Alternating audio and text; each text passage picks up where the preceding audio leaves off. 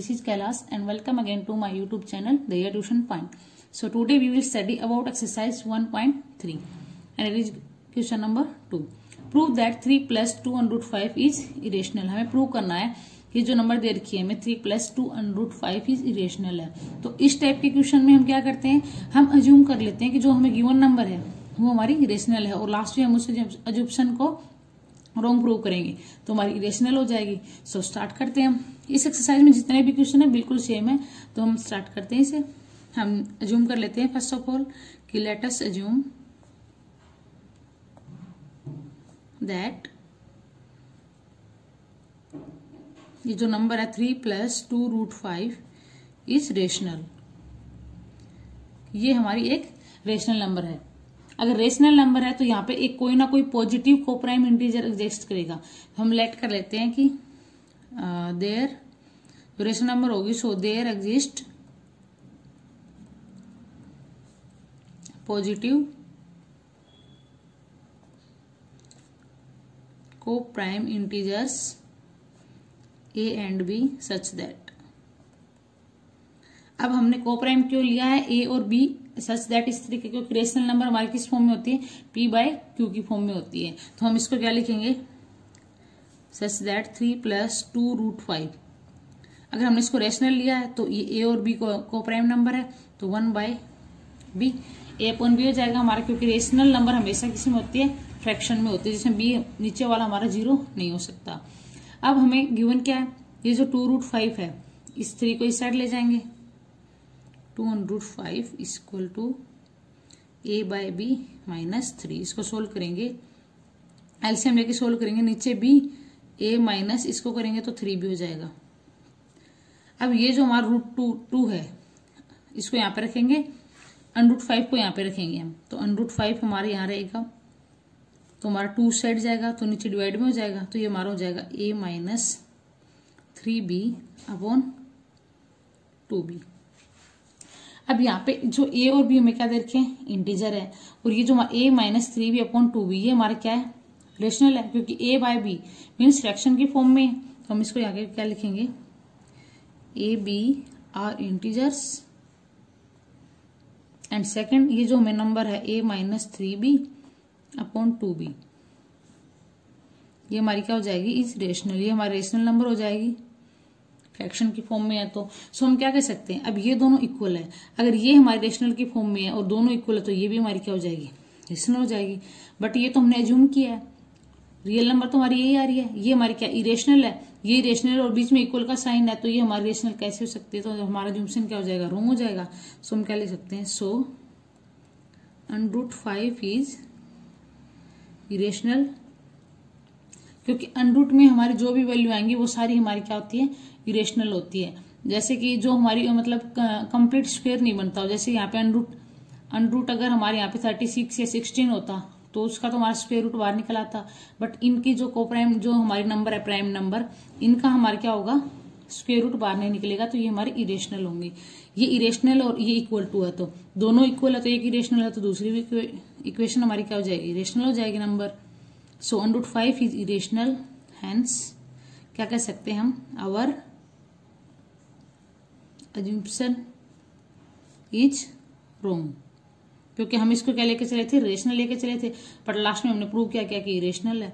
अगर ये इरेशनल है तो पूरी हमारी क्या हो जाएगी, सो 3 plus 2 under root 5 is irrational. और हमें ये प्रूव करना था कि इरेशनल है और हम इसको लेके चले थे रेशनल लेके चले थे, बट लास्ट हमने क्या प्रूव कर दिया कि ये इसके इक्वल है और ये इरेशनल है तो ये भी इक्वल है तो इरेशनल ही होगी. सो ये था हमारा question number 2. I hope you understand well. If you have any doubt please ask in comment section. अब हम करते हैं इसका थर्ड क्वेश्चन. नाउ हमारा क्वेश्चन नंबर 3 है, prove that 1 by under root 2 is irrational. Same question हमारा, उसमें simple थी हमारी, अब 1 upon अंडर रूट 2 में आ गया, हमें इसको प्रूव करना है तो सेम वैसे ही हम इसको लेट करके चलेंगे. Let us assume 1 by root 2 is rational. ये हमारी क्या है, रेशनल है. So there exist coprime number means coprime positive integer, coprime positive integers such that, ये जो हमारा 1/√2 है किस फॉर्म में होगा, a/b, क्योंकि अगर रेशनल ऐड करके चले हैं तो जो इंटीजर हमने लिए है वो a/b के फॉर्म में होंगे। अब हम इसका क्या करेंगे, स्क्वेयरिंग करेंगे, स्क्वेयरिंग बोथ साइड। अगर हम इसका स्क्वेयर करते हैं तो इसका स्क्वेयर करेंगे 1/√2 का और इस साइड a/b का होल स्क्वेयर हो जाएगा। तो ये 1/√2 का ऊपर 1 रहेगा, √2 का स्क्वेयर करेंगे तो 2 हो जाएगा। ये a² अपॉन b², यहाँ पे इसकी क्रॉस मल्टीप्लाई करेंगे तो हो जाएगा हमारा b² की 1 से करेंगे तो b² equal to twice of a²। So इससे हम क्या कह सकते हैं कि जो b² हो किससे डिविजिबल है, 2 से डिविजिबल। अगर ये इस साइड आएगा तो इसको हम लिख सकते हैं, हम क्या लिख सकते हैं इसको, b² is divisible by 2, so b is also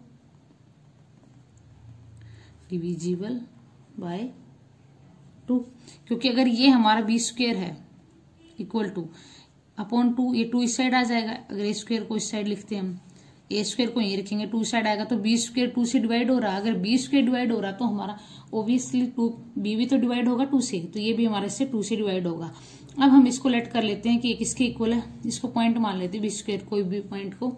ये जो b है हमारा पॉइंट नंबर इंटीजर लेके चलिए हम, इसको हम लेट कर लेते हैं कि ट्वाइस ऑफ कोई भी इंटीजर ले लेते हैं c, तो फिर उसको हम लेट करेंगे, let b is equal to twice of c। हमने यहाँ पे क्या लिया, कोई भी इंटीजर ले लेते हैं हम। ये सब हम क्यों ले रहे हैं, हम क्योंकि हमें प्रूव क्या करना है, ये जो हम लेट करके चले रेशनल, इसको हमें रॉन्ग प्रूव करेंगे लास्ट में, फिर हमारे रेशनल हो जाएगा। तो उसके लिए हमें कोई पॉजिटिव इंटीजर लेके चलने हैं, फॉर सम इंटीजर c। अब ये यहाँ पे हमें क्या दे रखा है, b की वैल्यू क्या दे रखी है, b² क्या दे रखा है, ट्वाइस ऑफ a², और b हम क्या लेट करके चलते हैं 2c, तो b का स्क्वायर क्या जाए, b का स्क्वायर, b की वैल्यू 2c है तो यहाँ पे 2c का स्क्वायर हो जाएगा, 2c का स्क्वायर इक्वल टू साइड में क्या दे रखा है, ट्वाइस ऑफ a², इसको 1 मान लेते हैं, यहाँ पे लिख देंगे हम फ्रॉम इक्वेशन 1 कि हमने ये यहाँ से लिखा b² की जगह में b जो इंटीजर लेट करके चले हैं उसको हमने लेट किया है, यहाँ पे इसकी वैल्यू पुट कर दी। ये होगा हमारा 2a², इसको ओपन करेंगे तो ये हो जाएगा हमारा 4c² और ये हो जाएगा twice of a²।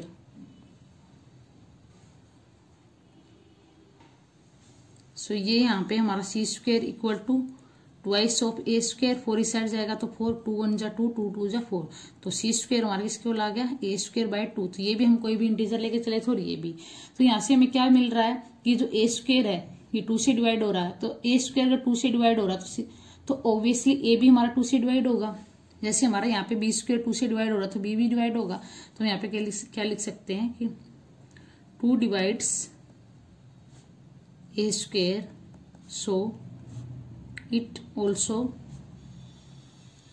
divides a। अगर ये a² को 2 से डिवाइड हो रहा है तो हमारा a भी इससे डिवाइड होगा। तो हम कह सकते हैं कि यहाँ पे जो हमने a और b 2 इंटीजर लेके चले थे उनके दोनों का कॉमन फैक्टर क्या हो जाएगा, 1 और 2, क्योंकि दोनों 2 से डिवाइड हो रहे हैं, 1 तो सब में होता है और दोनों 2 से डिवाइड हो रहा है, तो दोनों में कुछ कॉमन आ रहा है 1 और 2। सो हमारा जो ऑप्शन रॉन्ग हो गया, क्योंकि ये कोप्राइम नहीं है। कोप्राइम जो हम फैक्टर लेके चलते हैं उनमें कुछ भी कॉमन नहीं होता सिर्फ 1 के अलावा, बट इसमें इन दोनों में b भी हमारा 2 से डिवाइड हो रहा है और a भी हमारा 2 से डिवाइड हो रहा है यहाँ पे। सो हम इसको क्या लिख सकते हैं कि इन दोनों में कॉमन फैक्टर आ रहा है, कॉमन फैक्टर आ रहा है तो कोप्राइम नहीं है, और कोप्राइम नहीं है तो सीधी सी बात है कि क्या है, इरेशनल है। सो हम इसको लिखेंगे, so a and b have 2 factors 1 and 2, दोनों में कॉमन आ रहा है ये। So our assumption is wrong and 1/√2 is irrational।